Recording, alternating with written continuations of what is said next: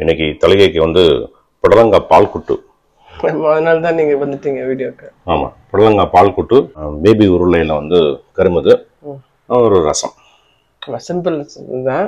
ரசம் கூட வந்து சாதாரண ரசம்.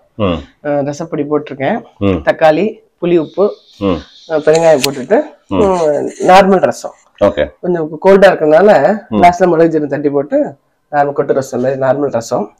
பேபில வந்து உருளை வேக வச்சுட்டு தக்காளி போட்டுட்டு ஒரு ஸ்பூன் சாம்பார் பொடி, உப்பு, மஞ்சள் பொடி போட்டு சிம்பிளா முடிச்சிடுறது. கொஞ்சம் பெருங்காயம் போட்டு.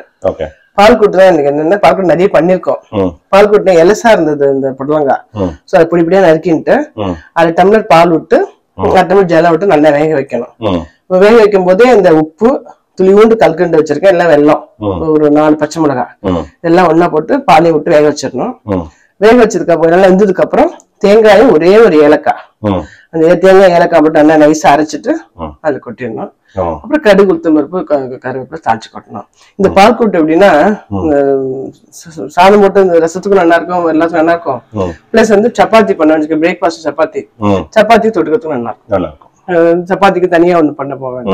சோ 2 in 1 இருக்கிறதுக்கு வந்து பரங்கிக்கால பண்ணுவாங்க. பரங்கிக்கால நல்லா கிளங்கொட்டையில, அதே மாதிரி புடலங்காய் நல்லா இருக்கும். இந்த இதுக்கு காம்பினேஷன் வந்து இதுக்கு டிஃபனுக்கும் நல்லா இருக்கும். டிஃபனுக்கு சப்பாத்திக்கு ரொம்ப நல்லா இருக்கும். சோ இப்போ என்ன பண்ண போறேன்னா, இந்த புடலங்கால இந்த பால், ஜலம், பச்சை மிளகாய், உப்பு, துளியூண்டு கல்கண்டு எல்லாத்தையும் போட்டு வேக வைக்கிறேன். அரைச்சிக்கிறது வந்து தேங்காயும் ஏலக்காய் அரைச்சிக்கிறேன். ரசத்துக்கு வைக்கிறேன், இது வேக வச்சுக்கிறேன். புடலங்காயில ஒரு அரை கிளாஸ் ஜலம் விட்டுருக்கேன்.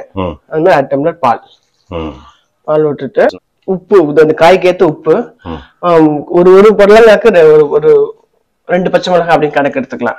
3 புடலங்காய் சின்ன சின்னதா போட்டிருக்கேன். சோ ஒரு 6 பச்சை மிளகாய். இந்த ஸ்வீட் வந்து துளியூண்டு போடணும், ரொம்ப போடக்கூடாது. ஒரு துளி வெல்லமோ இல்ல கல்கண்டோ போடலாம். இதையும் போட்டு இவர் என்ன வேகட்டுறது. இந்த மஞ்சப்பொடி, பெருங்காயம் அதெல்லாம் போடுறதே இல்ல. வெறும் இந்த காய் கொஞ்சம் வெள்ளையா இருக்கும். சில பேருக்கு பிடிக்கலன்னா மஞ்சப்பொடி போட்டதும் தெரியக்கூடாது, போடாது தெரியாம துளியூண்டு போடணும். அப்படி போடலாம், போடலாம் மஞ்சப்பொடி போடலாம். ஆமா, இது வேகட்டும். இப்போ இங்க வந்து ரசம் எடுத்து வச்சு, ரசத்துக்கு நார்மல் என்னன்னா, தக்காளி 2, புளி கொஞ்சம், ரசப்பொடி, ஜலம், உப்பு, கொஞ்சோண்டு பெருங்காயம் போட்டு வச்சிருக்கேன். உருளைக்கிழங்கு வேக வச்சுக்கிறேன். நல்லா வந்துருக்கலாம். என்ன பண்ணுங்க, குழம்பு ஆயிடுச்சு இல்லையா? இப்ப வந்து இந்த தேங்காய் ஒரே ஒரு ஏலக்காய் அதையும் போட்டு அரைச்சு விட்டேன். அவ்வளவுதான்.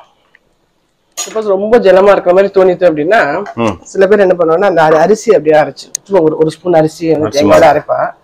அது வேணாம். அதனால இந்த வந்து புதுக்கும் சாப்பிடுறோம் இல்லையா, சப்பாத்திக்கும் கொஞ்சம் தளர இருந்தா நல்லா இருக்கும். இது அப்படியே ஒரு கொதி வந்த உடனே இப்ப வந்து கடுகு, உளுத்தம் பருப்பு வச்சிருக்கேன், 2 கருவேப்பிலையும் போட்டு தாளிச்சு கொட்ட வேண்டியதான்.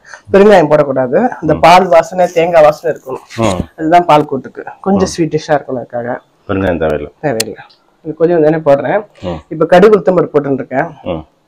தக்காளி போட்டு, உருளைக்கிழங்கு போட்டு, ஒரு ஸ்பூன் சாம்பார் பொடி, உப்பு, மஞ்சள் பொடியும் போட்டேன்னு வச்சுங்களேன், பொறுத்தல ஆயிடுச்சு. வச்சிருக்கேன் பாருங்க. ஒரு ஸ்பூன் சாம்பார் பொடி, கொஞ்சம் உப்பு, மஞ்சள் பொடி, தக்காளி 2-3 எடுத்துட்டு இருக்கேன். வெடிச்சோன்னு இதையும் போட்டு, அதையும் போட்டு, உருளைக்கிழங்கு போட்டு அப்படியே அடுப்பு வச்சிருவேன் 5 minutes. அவ்வளவுதான். இதுக்கு தாளிச்சு கொட்டினா முடிஞ்சது. இப்ப இது வந்து கொய் வந்துடுச்சு இல்லையா? இப்ப அந்த தாளிச்சு கொட்டினே கொட்டிடுறேன். பால் கொட்டு ரெடி. ஈஸி. வெள்ளையா இருக்கு பாத்தீங்களா? மஞ்சப்பொடி போட்டதும் தெரியக்கூடாது, போடாம இருக்கக்கூடாது. சும்மா ஒரு சிட்டி அந்த கண்ணு காமிக்கணும். அவ்வளவு. புடலங்காயில தயிர் பச்சடி நல்லா இருக்கும், பால் கூட்டம் நல்லா. ஆமா, இது எலசா இருந்தது, அந்த விதை எடுத்து வச்சிருக்கேன். அதுக்கப்புறம் பச்சடி பண்றேன் பாருங்க, அது சூப்பரா இருக்கும். தொகையில அரைச்சி பண்ணோம்னா நல்லா இருக்கும். ஆமா.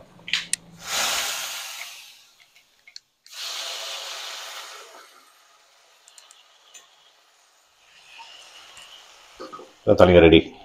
புடலங்காய் பால் கூட்டு, பேபி உருளையில கருமது, ஒரு ரசம்.